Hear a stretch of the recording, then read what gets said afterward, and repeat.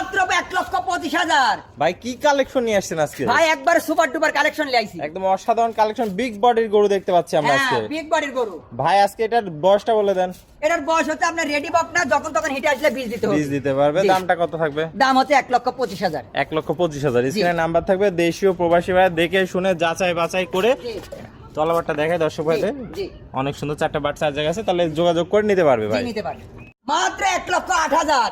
মাত্র 1,08,000 টাকায়। হ্যাঁ, মাত্র 1,08,000 টাকায় হলস্টাইন ফ্রিজিয়ান জাত।